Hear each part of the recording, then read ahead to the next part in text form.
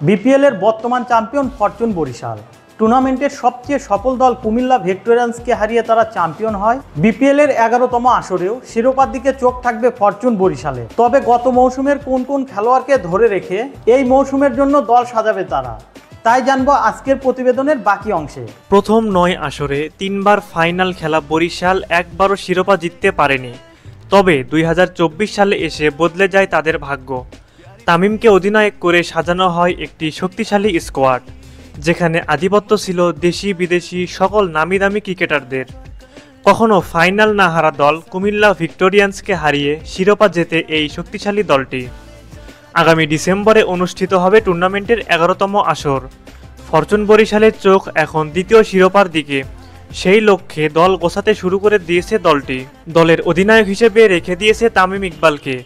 নিজেদের ফেসবুক পোস্টের মাধ্যমে বিষয়টি নিশ্চিত করেছে ফরচুন বরিশাল। এখন প্রশ্ন হচ্ছে, তামিম ছাড়া আর কোন কোন খেলোয়াড়কে ধরে রাখবে তারা? গত বিপিএলে যারা দলে ছিল, মুশফিকুর রহিম, মাহমুদুল্লাহ রিয়াদ, মেহেদী হাসান মিরাজ ও সাইফুদ্দিনকে দলে রাখবে এটা নিশ্চিতভাবেই বলা যায়। তবে খালেদ আহমেদ, সৌম্য সরকার, তাইজুল ইসলামকে ধরে রাখার সম্ভাবনা অনেক কম। তাদের ড্রাফটের জন্য ছেড়ে দেওয়া হবে।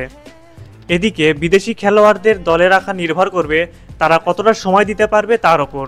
অন্যান্য লিগের ব্যস্ততার পরেও দলে ধরে রাখা হবে কাইল মায়ার্স ও ডেভিড মিলারকে।